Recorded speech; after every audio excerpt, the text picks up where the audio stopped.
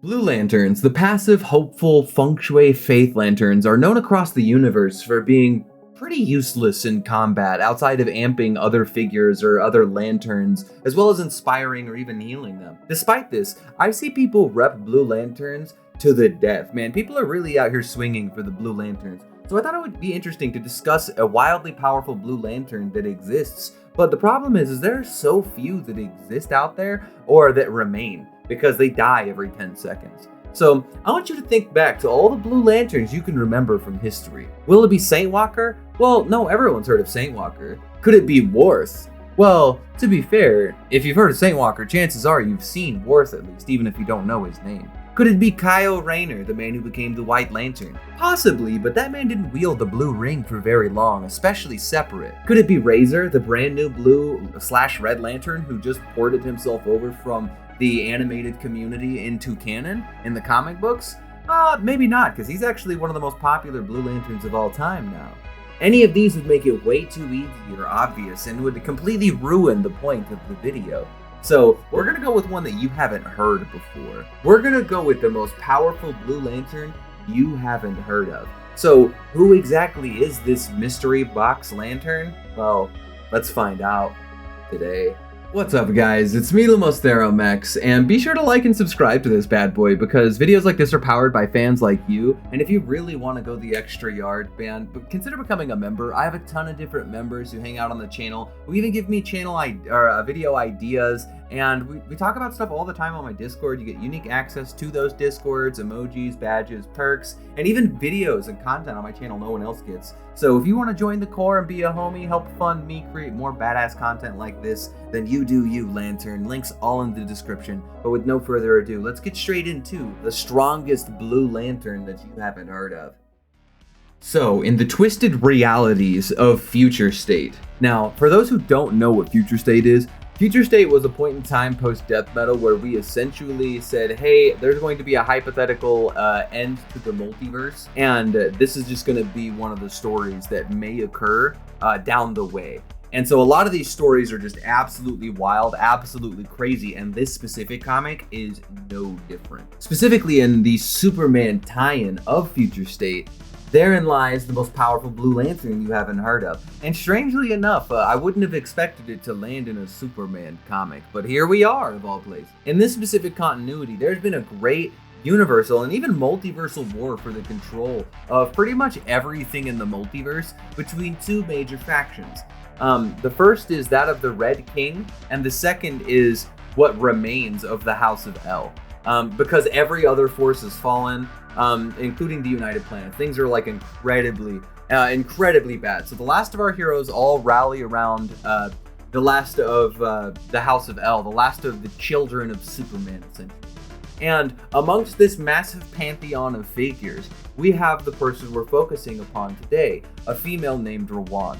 Now, Rawan is a Blue Lantern variant and long-distance child of Superman. So this person has all Kryptonian powers and is a grown-ass adult and has been absorbing yellow radiation the entire time. Is also seen as comparable to a lot of the other forces at hand here too. So this lantern, even minus lantern qualities, they're already a Kryptonian. So like, that's pretty jacked. But on top of that, they have a Blue Lantern on top of that, as she was their representative inside the Lantern Corps that existed.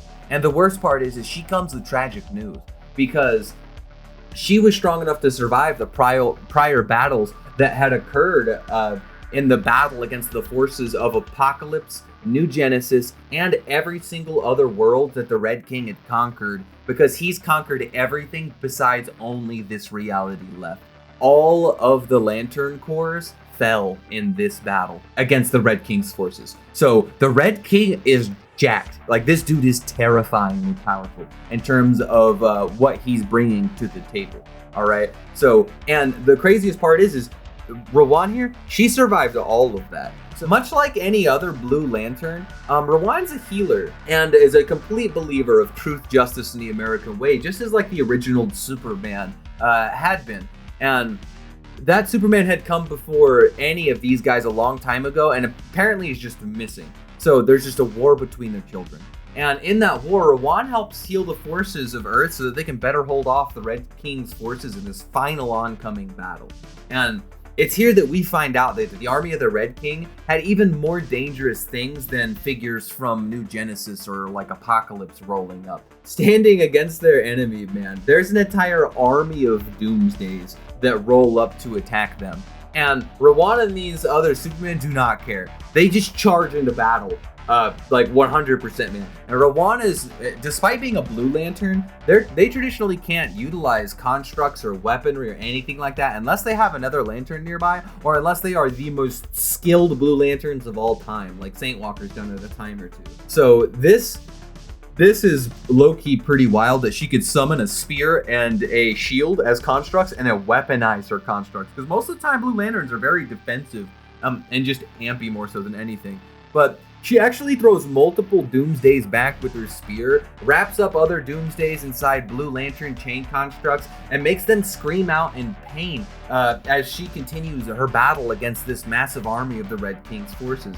She's doing incredibly well throughout this entire fight. And keep in mind, these are all Doomsdays, all right? This is way into the future, so any of these Doomsdays are either clones of a more advanced version of Doomsday or have just adapted themselves over time. So like any of these Doomsdays would be considered a pretty measurable threat, especially if the Red King is weaponizing them, and why he would be, as we'll find out down the way. But unfortunately, despite how much she's kicking ass, in the middle of this fight, in the middle of this battle, the Red King, the leader of the enemy forces, arrives.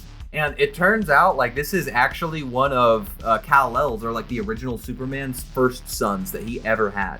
And he's like the strongest out of any of the ones that had existed up until this point in time.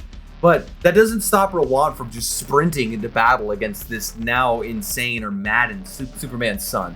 So she summons a massive Blue Lantern creature to harm the Red King, but unfortunately, he just shatters the thing with his heat vision.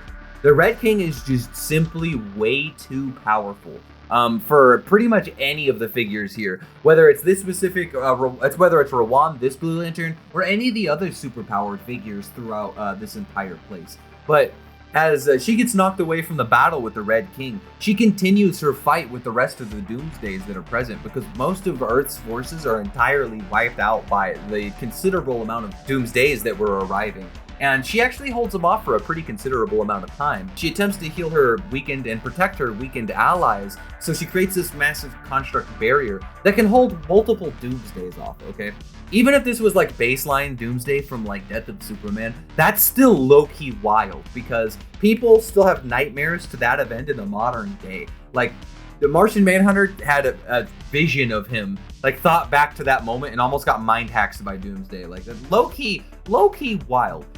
This barrier that she has survives for a considerable amount of time under the punishment of the Doomsdays before something just ragdolls even the Doomsdays backwards. So this construct barrier was so strong the Doomsdays couldn't get through it. But clearly something else was happening off in the distance, because everybody was ragdolled by what was going on. And it turns out it was the OG Superman rolling up to slap his kids up and let them know what the law was whenever it came to being Superman. Unfortunately, we don't get like a definitive conclusion to everything going on with Rawan, and honestly like a ton of details on her power, but I think there's enough here that is just absolutely wild. A non-known Blue Lantern throwing hands with a Doomsday to me is insane, okay? Like, in any situation, if you told me, hey, there's a Blue Lantern who fought Doomsday one time, I'm like, okay, yeah, I know about Saint Walker doing that in a team of the Justice League.